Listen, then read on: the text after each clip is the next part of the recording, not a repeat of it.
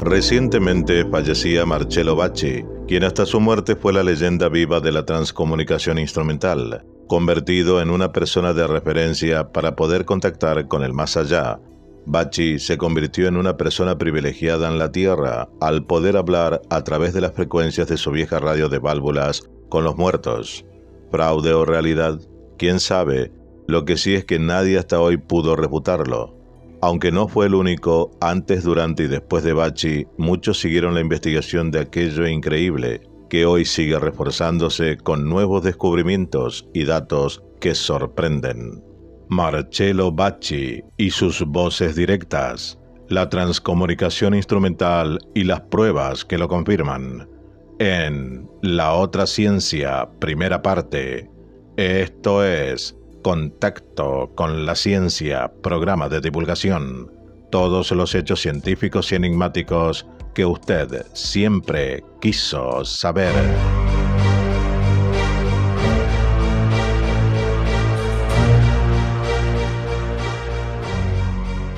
Ernst Jankowski, catedrático de física de Mainz, Alemania, es el creador del término transcomunicación instrumental, que por definición es la técnica electrónica de comunicación con los espíritus. Es algo que Thomas Alva Edison ya hubiera intentado, pues creía firmemente en la vida después de la muerte y esperaba encontrar un invento que permitiese la comunicación directa con los espíritus. Dijo en una entrevista para la respetada publicación Scientific American: si nuestra personalidad sobrevive, es estrictamente lógico y científico pensar que retiene la memoria y conocimientos que adquirimos en este mundo. Por lo tanto, si la personalidad sigue existiendo después de lo que llamamos muerte, resulta razonable deducir que quieran comunicarse con las personas que han dejado aquí.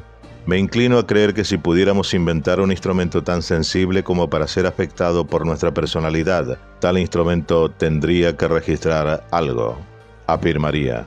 Edison creía que podía existir una frecuencia entre la onda corta y la onda larga que haría posible alguna forma de contacto con el otro mundo. Según sus propias palabras, quería dar a los espíritus el medio de comunicar más eficazmente que con los sistemas conseguidos hasta aquel momento con el espiritismo, tarea en la que parece ser, según revelan las propias psicofonías, se encuentra imbuido junto a otros 200 espíritus, entre los que también están Marconi, Graham Bell y Tesla. En vida, estos 4 grandes inventores intentaron crear el ansiado invento que permitiese la comunicación espiritual. Marcello Bacci se había acostumbrado, y no es fácil, a registrar grabaciones psicofónicas en su laboratorio de la localidad italiana de Grosseto, aquellas voces imperceptibles para el oído, pero que captaban los magnetófonos, comenzaban ya entonces a desafiar a los investigadores. Bacci era uno más de aquellos que se adentraban en el mundo de la transcomunicación, el intento de contactar con el más allá. Motivados por los resultados obtenidos por el cineasta Friedrich Jürgenson, quien años antes había logrado captar, mientras grababa el sonido de unos pájaros para una película, una imperceptible voz para el oído humano, que identificó con la de su difunta madre. Algo similar pensaba Bacci sobre las voces que él estaba obteniendo. Creían que pertenecían a amigos ya fallecidos. Registró miles de ellas hasta que en 1970 captó las primeras voces directas de la historia de la parapsicología. En cierto modo, las voces directas que surgían directamente de un receptor de radio con el suficiente volumen como para ser escuchadas en el momento de producirse, confirmaban lo que Jürgenson y el otro descubridor de las psicofonías, Konstantin Raudive, habían supuesto desde un comienzo. Las voces del más allá llegan en forma de ondas similares a las de la radio. Por este motivo, los pioneros de la investigación psicofónica utilizaron en muchas de sus grabaciones el sonido de una radio sintonizada entre 2 emisoras, algo así como tender un puente hacia otro nivel de realidad.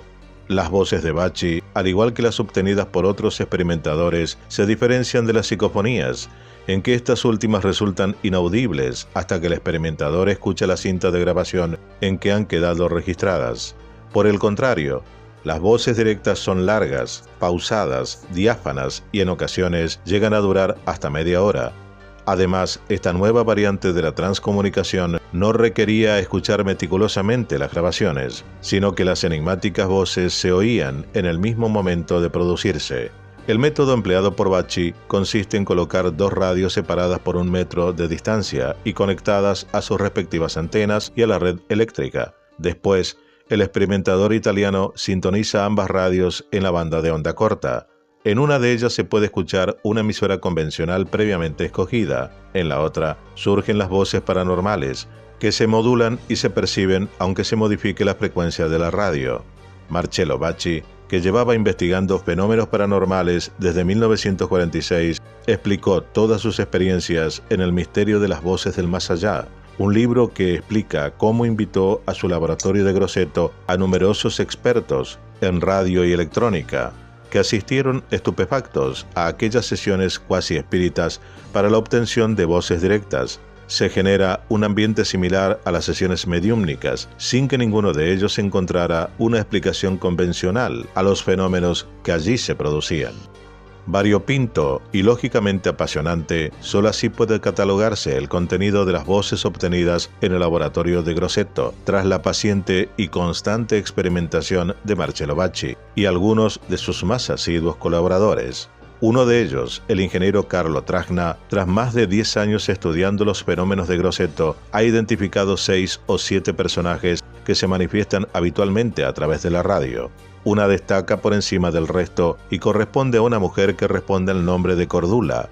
Entre las masculinas, la más frecuente es la de alguien que se hace llamar saggio, que en castellano quiere decir el sabio. Y no solo se trata de voces, sino que en ocasiones surgen a través del receptor coros y textos que parecen cifrar sus mensajes en código Morse. Estos, una vez descifrados, poseen el mismo contenido y las mismas expresiones lingüísticas que los mensajes verbales. Las voces captadas por Marcello Bacci aseguran, entre otras cosas, haber entrado en contacto con los investigadores de Grosseto deliberadamente.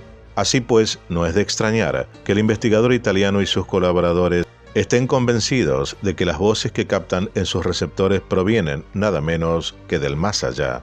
Además, las voces directas hablaban diferentes idiomas, que incluso aparecen entremezclados en una misma frase. Unas voces que, por cierto, no solo demuestran espíritu comunicativo, sino que parecen capaces de ver y oír todo lo que acontece en el laboratorio, como si estuvieran ahí mismo, y por si fuera poco, poseen la extraña cualidad de leer en las mentes de los presentes. Durante muchos años, infinidad de grupos expertos en transcomunicación han sido capaces de registrar este tipo de manifestaciones. El laboratorio de Marcello Bacci en Grosseto sería, en el argot que emplean quienes experimentan en el campo de las voces directas, una estación, nombre que dan a los puestos de escucha. Una de estas estaciones se creó en la ciudad alemana de Trier. El impulsor de la misma, Adolf Holmes, publicó un inocente anuncio clasificado en un periódico. En el texto explicaba que deseaba entrar en contacto con personas interesadas en la experimentación psicofónica. A este particular requerimiento contestó Friedrich Malkoff, y aunque tanto Holmes como Malkoff ya habían trabajado en la obtención de voces, al hacerlo en equipo el resultado final mejoró, multiplicándose la cantidad y la calidad. Uno de los principales objetivos que se fijaron desde el principio fue obtener la voz de la madre de Holmes, fallecida en 1935. A ella lograron atribuir una serie de grabaciones en las cuales se distingue una voz femenina, a la que se escucha decir «os saludo» y «os estoy llamando».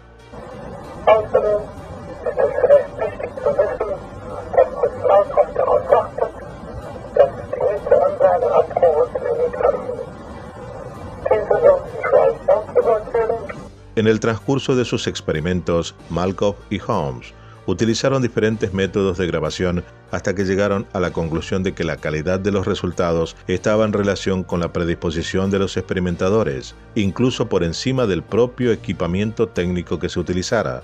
En octubre de 1988, el dúo de investigadores tuvo conocimiento de los resultados que estaban alcanzando en el Centro de Estudios de Transcomunicación de Luxemburgo, liderado por el matrimonio Hartz-Firsbach. Fruto de los contactos mantenidos con el grupo de Luxemburgo, los dos estudiosos alemanes construyeron un equipo técnico al que denominaron GA-1, gracias al cual unos meses después comenzaron a escuchar voces. Una de ellas pareció sellar un pacto entre dos niveles de existencia. En cuanto tengan ese gran equipo, nos empeñaremos en la transcomunicación, diría.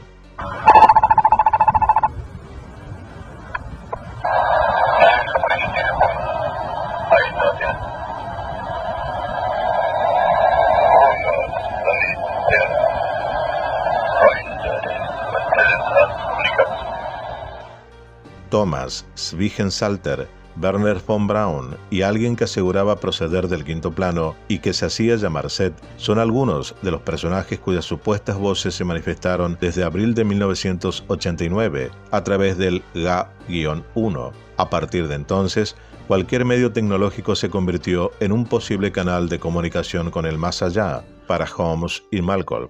Primero había sido la radio, después llegó el teléfono, el video, la televisión y finalmente la computadora. El alemán Peter Horting fue otro de los pioneros en la recepción de voces directas. Fueron los medios de comunicación los que le atrajeron hacia el mundo de las psicofonías, cuando trabajaba como técnico de sonido en el Teatro Estatal de la ciudad alemana de Darmstadt. Pese a su escepticismo inicial, decidió experimentar personalmente. La calidad de las voces que obtuvo tras los primeros intentos le hizo considerar que resultaba necesario abordar la investigación de forma más sistemática. Para ello, creó junto con su mujer Gisela y su buen amigo Jochen Fornoff un grupo de trabajo para experimentar sobre el fenómeno de las voces paranormales. Como técnico en electrónica especializado en sonido, Horting fue adaptando su equipo con nuevos dispositivos, algunos de los cuales no habían sido utilizados por otros experimentadores en este tipo de prácticas. En lo estrictamente técnico, el equipo de Darmstadt utilizó un dispositivo basado en un receptor sintonizado en los 87,5 MHz, un televisor en el canal 21. La configuración se completaba con dos grabadores destinados a la obtención de psicofonías, una mesa de mezclas, un preamplificador para micrófono y una lámpara ultravioleta. Con este equipo, el grupo de Darmstadt obtuvo inclusiones parafónicas, otra denominación que habitualmente usan los parapsicólogos para este tipo de manifestaciones, de muy buena calidad. En marzo de 1987, un fallo en la sintonía de uno de los receptores abrió, casualmente, una nueva vía de experimentación, porque las voces comenzaron a manifestarse por el altavoz de la radio. Un mes después, el fenómeno volvió a repetirse. Desde entonces, aquellas voces directas se convirtieron en habituales inquilinas del laboratorio de los Horting. Una de aquellas voces empezó a manifestar el 21 de abril de 1987. Se atribuyó el nombre de Juno y confesó proceder del otro lado. Investigadores ajenos al grupo, como el alemán Ernst Senkowski, examinaron los equipos utilizados sin encontrar en ningún momento indicios de manipulación. Peter Horting, alma mater del grupo, falleció prematuramente, pero su compañero de investigación, Jochen Fornoff, siguió experimentando sobre la obtención de voces y puso a punto nuevos dispositivos e instalaciones. Ciertamente, la naturaleza contracultural del fenómeno de las voces directas provoca todo tipo de suspicacias, incluso entre los propios investigadores. Sin embargo, algunos hombres de ciencia, teólogos y numerosos testigos ajenos a la transcomunicación han refrendado la naturaleza paranormal de las voces directas en radio. Y es que una vez descartada la posibilidad de que nos enfrentamos a fraudes o errores provocados por deficiencias técnicas, ¿qué otra explicación nos queda? Esto fue Contacto con la Ciencia, programa de divulgación.